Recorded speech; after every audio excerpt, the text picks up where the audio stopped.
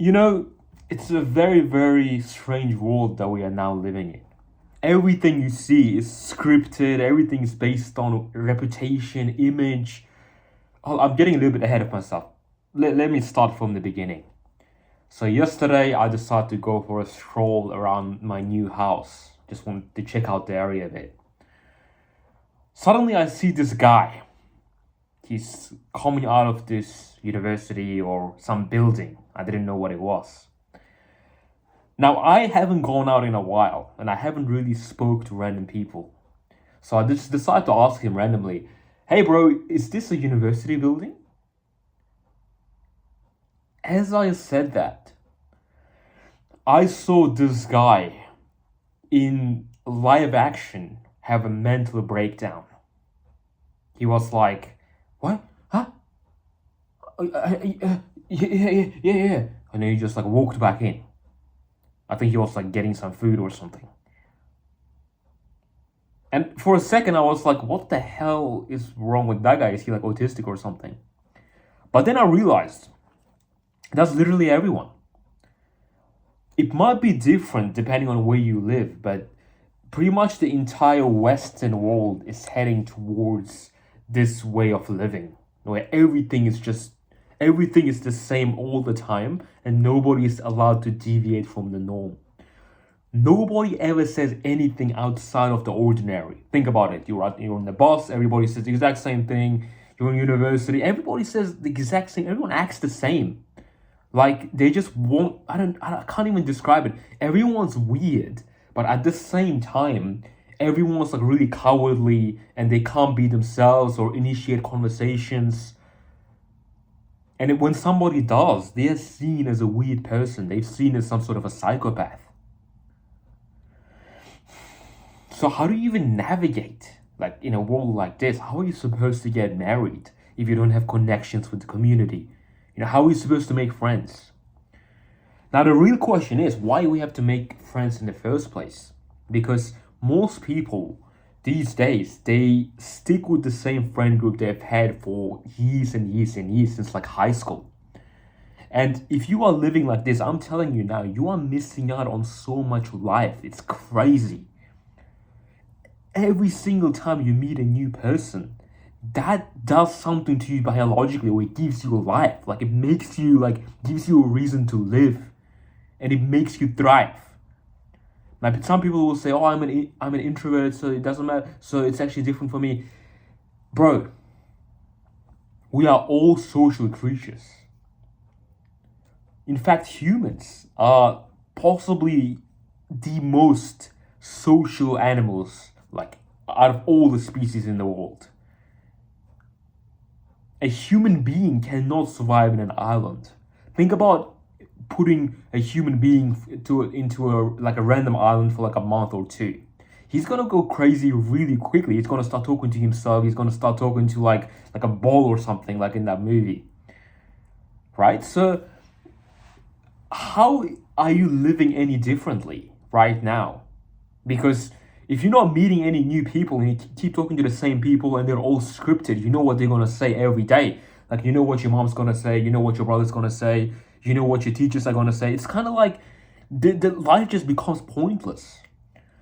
And I believe this is single-handedly the main reason everyone's so depressed and anxious these days. Because everything is so easy, right? But we are missing like the most core component. There's no foundation. I live in Australia. When I go out, I see so many cool places. There's this like huge park. There's like a barbecue, and right next to it there's a basketball court, and like there's like a football place. It's like this place is.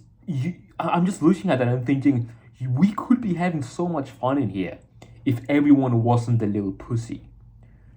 If you can remember in your childhood, you and your friends must have had a lot of fun. You go on, you play football, you like go to each other's houses, you climb trees and stuff. And that's not activities that are exclusive to children biologically. The reason we act like that as children is not because we are stupid. It's because we haven't been programmed yet, so we follow our natural instincts. It's play. And as we grow older, that play of like, you pretend that you pretend someone's a killer, someone's a shooter, you pretend to be hiding, that is supposed to transform into play with the world. You go and you start a business with your friends, you start like a social media agency, you and your friends like climb a mountain together, you work out together, martial arts.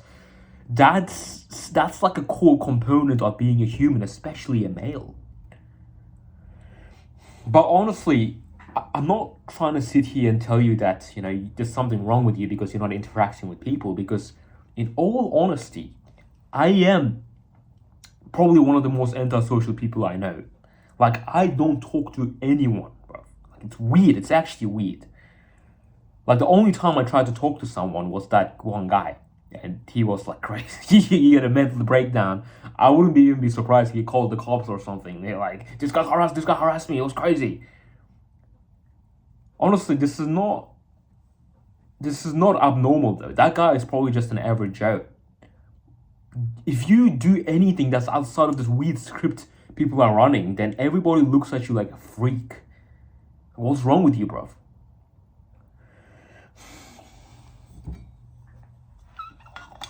When I was back in my home country in Uzbekistan, I experienced something very, very unusual. I experienced community.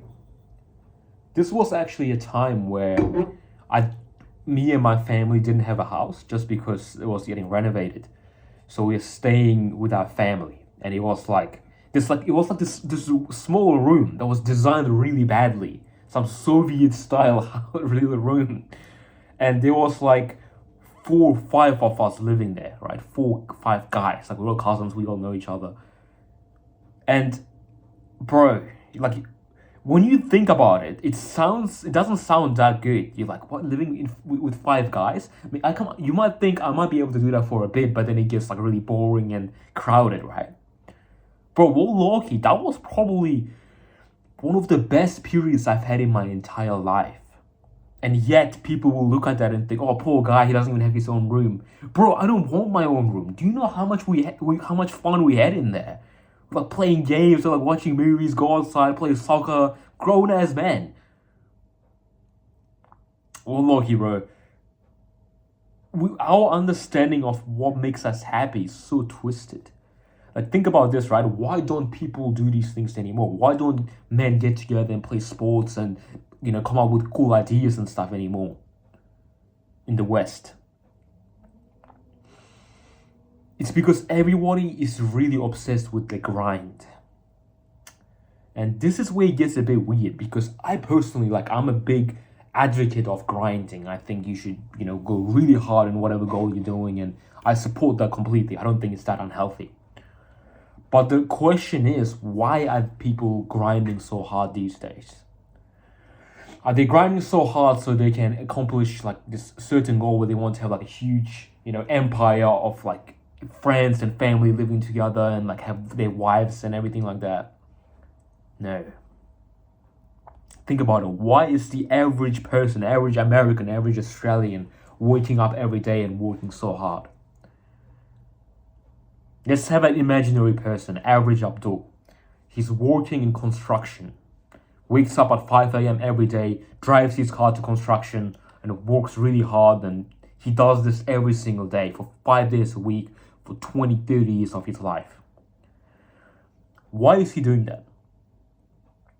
Because he could survive on like half of that salary.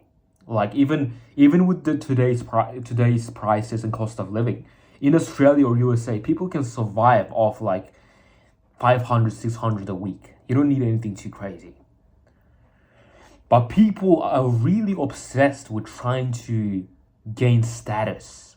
Think about the car that average Abdul is driving. He's driving a brand new Toyota Helix. He's paying interest on it. He's paying like, $2,000 a month or something. His house, he's mortgaged it. He wanted to get a good house in a good suburb so that his friends and family can look at him and say, oh, you live in a nice place. Just for that little moment. He's going to grind this hard. And now he's He bought things that he can't even afford, and now he has to be a slave and work for it non-stop just so people look at him and think, oh, nice, he's got a Toyota Hilux and he lives in a nice neighborhood. But what they don't realize is this person just enslaved himself for the next 20 or 30 years.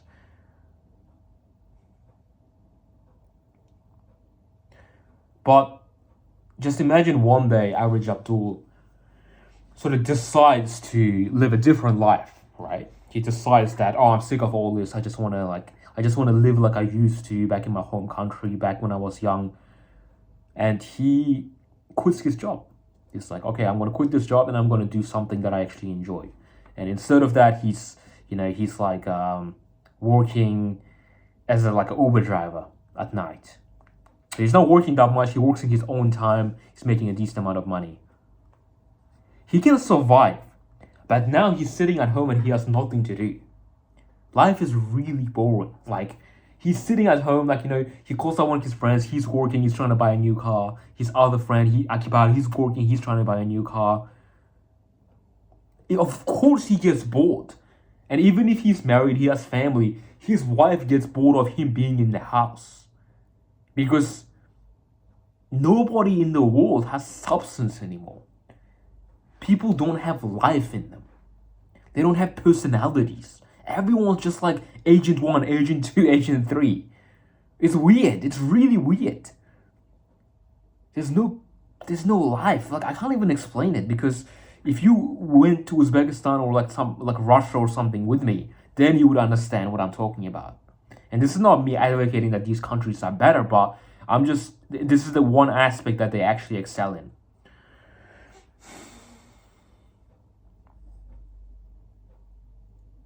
Am I saying that we should all stop working and enjoy our lives and stop playing around? Absolutely not.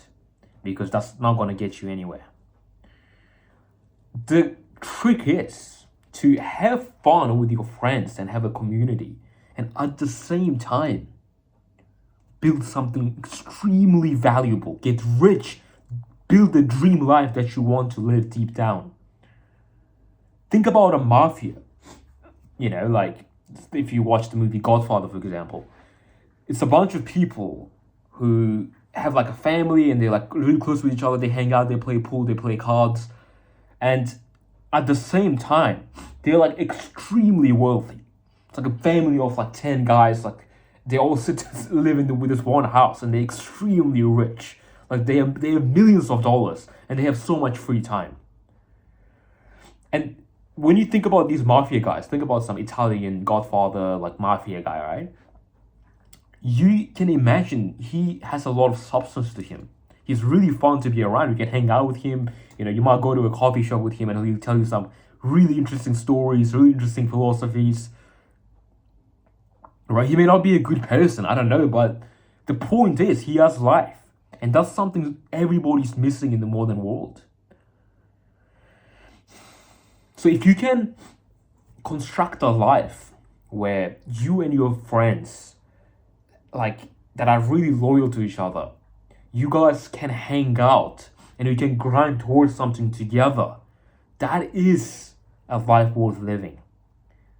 Now you're on your way to having like a really strong masculine life in this dunya and the hereafter, because most likely you and your friends, if you're all dedicated Muslims, you're going to be more likely to pray and stay halal because all your other friends are doing it. And this is another thing. When you have friends, you sort of grind and you can't have a realistic expectation of where you should be in life. The friend that lives next to you, he may not be like a millionaire, but he goes to MMA every morning. So you watch that and you think, oh, I should start going to MMA as well.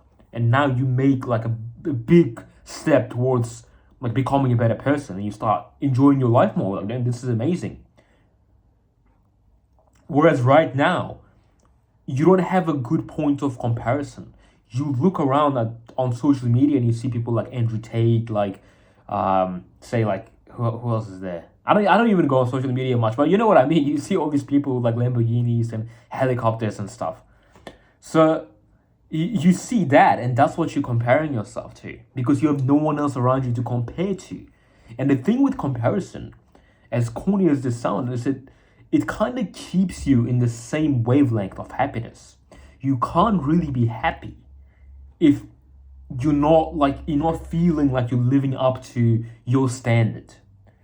They actually did a very, very interesting research on this. Let me just take a sip of water.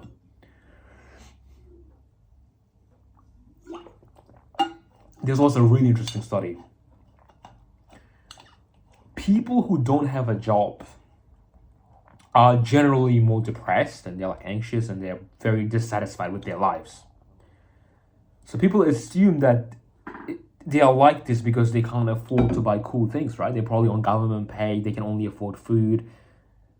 But it turns out that's not actually the case.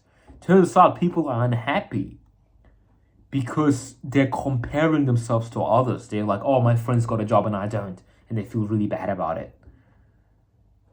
But people who live in really poor neighborhoods where nobody has a job, everyone drives like a really old 1999 Toyota Corolla or something. Even if they don't have a job, it doesn't change their level of happiness. They just don't care. They're like, well, all right, I'll just wake up and have fun.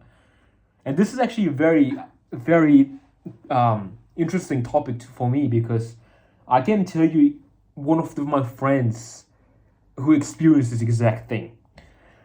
So I have this friend, this Australian brother, who lives in like a pretty poor neighborhood, and his family lives on like government welfare, but they have a decent house, and nobody in that house works. None of them work. They just don't care. And wallahi, this is one of the happiest families I know. Every single morning they wake up and they're like, hey, let's go play tennis. To play tennis, and like, oh, I'm gonna go see my grandma. He goes and sees his grandma. Oh, my cousin's coming over. His cousin comes. Like, they're just doing things, and they live close to a beach as well, so they all just hang out. And these people are like way happier than these other families I know who are on this like grind, who are just working really hard to achieve like, to buy a new Tesla and finish the down payment. I pay my interest. Think about how depressing of a life that is. You're slaving your way so you can have a roof over your head that's like slightly taller than the people around your area, and you have like a Tesla. That's depressing, bro. You're a slave to your objects. Like, your Tesla owns you. It owns your time. So you think you own the Tesla, but because you've got it on credit, it owns you. And even if you own things, like you just to maintain that lifestyle, you have to work extra hard. Now the question here that's lingering in all of our heads is like, what do we do now? Do we have to stay poor? Is that what you're saying, Boris? Have you lost your mind? All I'm saying is that we are all programmed. We are all following a script that these big organizations want us to follow and buy their products and pay interest to the Jews. That's all I'm saying. It's nothing radical. What you want to do is you want to have an end goal to what you're doing. Whatever you want to purchase right now, it shouldn't be an emotional thing, right? A lot of my friends work really hard because they think one day I'm going to afford this BMW, I'm going to be able to mortgage this really cool Mercedes, and everyone's going to respect me for that. That's the goal of 99% of people who are working. And that shouldn't be the end goal. The end goal should be freedom. You need to work really hard so you can create some momentum. You can create a business. You can create a system that pays itself off so that you don't have to keep doing that. Eventually, you just get to chill. And when I say chill, I don't mean you get to stop working, because that's going to make you depressed eventually. What I'm saying is you need to get to a point where you are doing the things that you enjoy and you're getting paid from that. You and your friends. So, for example, say you gain a ton of knowledge on a certain subject like chemistry, just on the top of my head. And you read every textbook on chemistry, you get an apprenticeship job wherever you're living, and you just get really good at chemistry. Your end goal shouldn't be to get a job as a chemist and start paying off your 3-story house. That shouldn't be your goal. Your goal should be that one day you start your own chemistry school, right? And you get to hire your friends, your cousins, and like people around you to work for you. And your best friends, everybody comes to one place and you work together and you have fun. So after work, you guys all hang out and you discuss ideas on how you can innovate your new school. You go to these meetings where you're trying to find sponsorships or whatnot. That is life, bro. That's fun. Do you understand the difference? You need to figure out what your end goal is, because if you don't figure it out, the society will tell you, they will give it to you on its own. They will make you think you want this Mercedes. They will make you think you want these like expensive clothes, when really that's not even going to make you happy. Material objects statistically don't make people happier. They just make them happier for a small moment, and all it does is it heals the trauma inside you. And this is another very, very important topic, because majority of people have trauma from their childhood, when people told them they can't achieve things.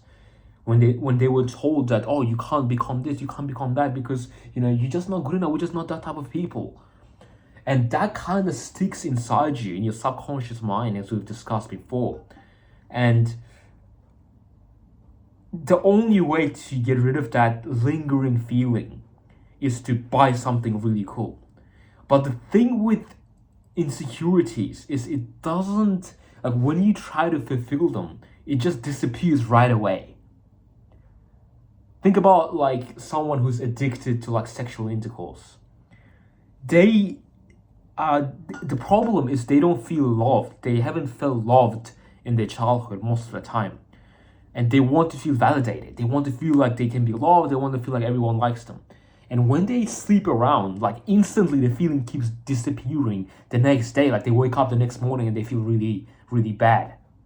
They feel really depressed, like they're not loved, and they have to go and find that boost again. Just keeps going on forever. So these marketing companies are selling you things that are going to give you this small emotional relief, because it's impulsive. Like your brain is saying, this is what I'm missing. I'm missing validation. Give it to me, give it to me, give it to me. But that's like building a house without a foundation. It's just going to keep falling down, and you're going to have to keep rebuilding it. Imagine you had to build a house, and every single time you built it, it just kept collapsing because you haven't built the foundation.